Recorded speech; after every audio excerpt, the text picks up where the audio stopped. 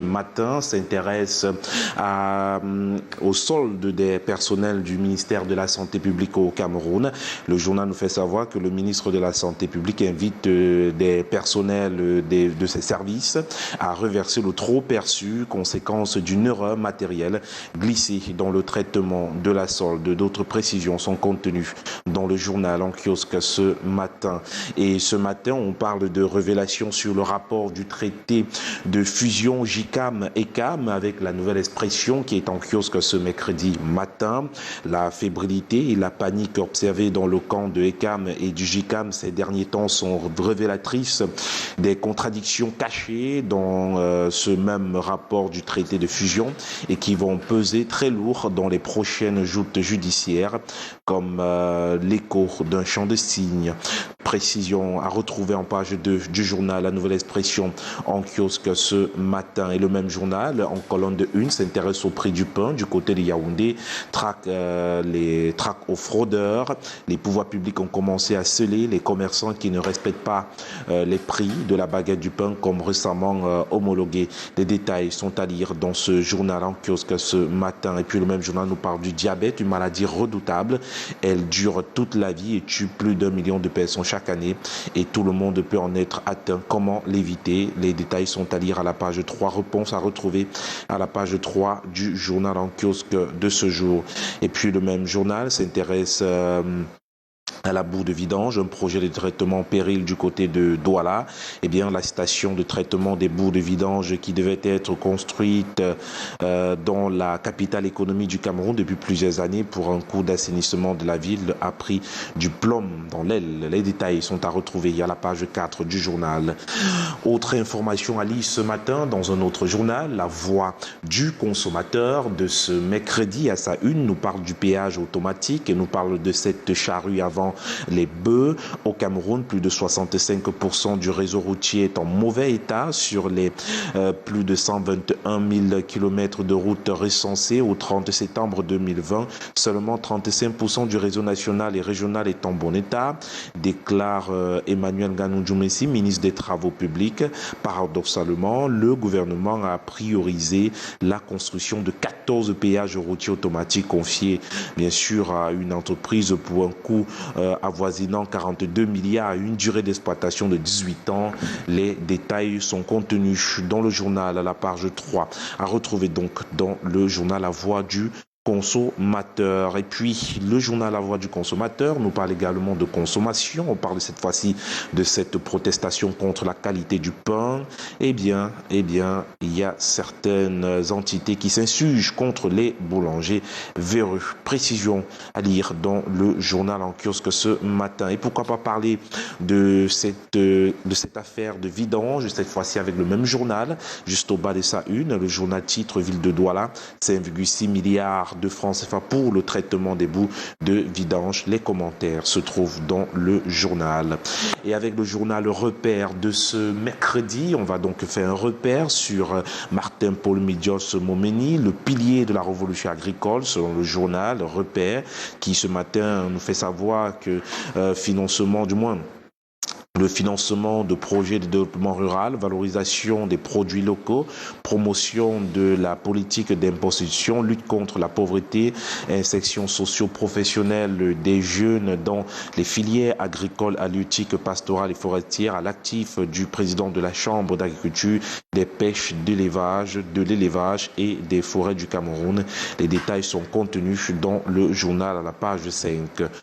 Nous poursuivons pour parler cette fois-ci de protection des droits humains avec le journal Le Drapeau qui est également au rendez-vous ce mercredi matin. Le Drapeau s'intéresse à ces avancées du pays en vitrine à l'ONU. Le ministre des Relations extérieures, le jeune Bella Bella, fait face ce mardi au comité des droits de l'homme des Nations Unies à Genève pour présenter ses initiatives en faveur de la promotion et de la protection des droits humains. Le pays a mis en avant des actions telles que le renforcement de la Commission des droits de l'homme, l'organisation d'un grand dialogue national et la ratification de conventions internationales. Les détails sont à lire à la page 2 du journal en kiosque de ce jour. Et puis, le même journal, juste au bas de sa une, parle de la presse qui est en deuil. Moïse Moundi, du quotidien Le Jour, n'est plus. Titre donc le journal. Les précisions sont contenues à la page 6 de ce journal. Autre précision à retrouver dans le journal Cameroun Tribune, s'agissant justement de la 21e fête des synergies africaines, en tout cas 21 ans de synergie africaine, la motivation intacte.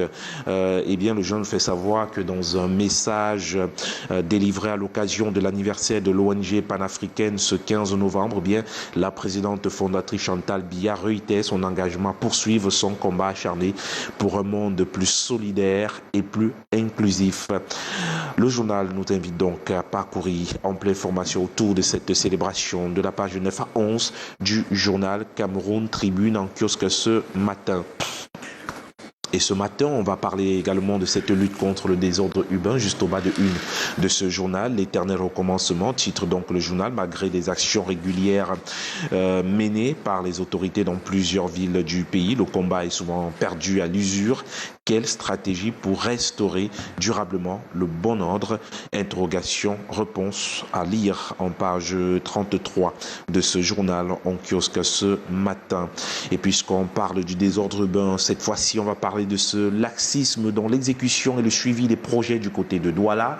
Sa presse, le journal Sa Presse s'intéresse donc à cette affaire, parlant justement du Mindu qui hausse le ton et promet des mouvements pour décembre. Eh bien, l'un des grands tourments de la visite de Célestine Ketchakouten, ministre de l'Habitat et du Développement urbain à Douala, est le briefing au thème de la première journée de la visite des chantiers. Mécontente pour ce qu'elle a vu sur le terrain, eh bien, Ketchakouten a élevé le ton, remontant les bretelles à quelques entrepreneurs, collaborateurs, non sans promettre des sanctions le cas échéant. Les précisions sont à lire dans le journal Sa Presse en kiosque ce matin. Et après le journal Sa Presse, notre journal est également en kiosque. Mutation de ce mercredi nous parle d'immigration. Canada, le nouvel Eldorado. Selon le journal, de nombreux Camerounais, étudiants et travailleurs empruntent de plus en plus cette destination en quête de mieux-être. Les candidats à l'exil dépensent d'importantes sommes d'argent. Les détails sont à lire à la page 5 du journal Mutation en kiosque ce matin. Et avec le satellite de ce mercredi matin, on va parler de la région du sud-ouest Cameroun. Au Kalabila, il prend un revers les fauteurs d'insécurité, faisant ancienne la sécurité des personnes et des biens dans son unité de commandement. Le gouverneur du sud-ouest, Bernard Okalabila, s'engage à mettre hors d'état de nuire les fauteurs d'insécurité dans cette région en guerre, larvée entre groupes armés et armées régulières. Les détails sont à retrouver à la page 4 du journal en kiosque de ce jour. Poursuivons avec un autre journal pour mettre fin à cette revue de presse. C'est bien sûr Dream Africa Hebdo, le journal de ce mercredi. À sa une, s'intéresse à cette coopération justement parlant de la moisson fructueuse du missionnaire de Paul Biya en Inde. Eh bien, on parle de ce centre bâtira une main-d'œuvre solaire compétente.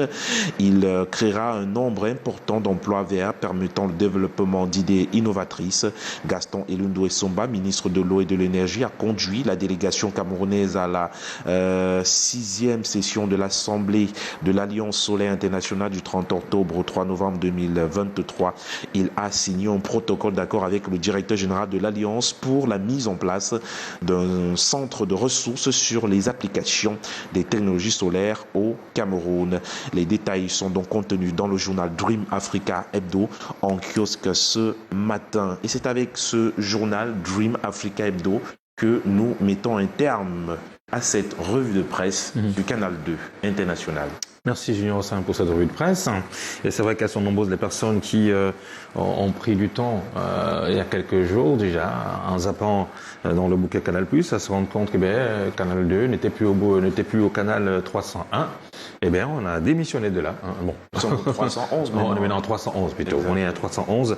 Donc désormais, pour le nouveau canal, dans le bouquet Canal+, Canal 2 International bascule au canal 311. Voilà. 311 pour Canal 2 dans le bouquet Canal+, et 320 pour Canal 2 Movies. Voilà. Exactement. Donc pour tous ceux qui nous regardent hors de nos frontières, qui sont du côté de Metz, à l'instar de maman Monique Peria, Billy Ayolo, qui est un petit peu souffrant en ce moment, vous y prendre établissement, et bien pour désormais regarder, si vous avez booké Canal+, il faut tout simplement basculer sur le canal 311 et pour Canal de Movies sur le bouquet sur le canal 320. Et toujours là-bas, hein, il est important de signifier qu'un coucou particulier est envoyé à notre très chère sœur et amie Anaïs qui organise le 17 novembre une belle soirée africaine à Metz. Ce sera un moment de partage où vous aurez la possibilité de manger le bon au coq de chez nous, les bons plats de pommes pilées, un bon plat de taro. En tout cas, ce sera un moment de partage, d'échange le 17 novembre à Metz avec Anaïs dans son magnifique restaurant, le café qui n'est pas très loin de la gare et un coucou également à Fougerolles.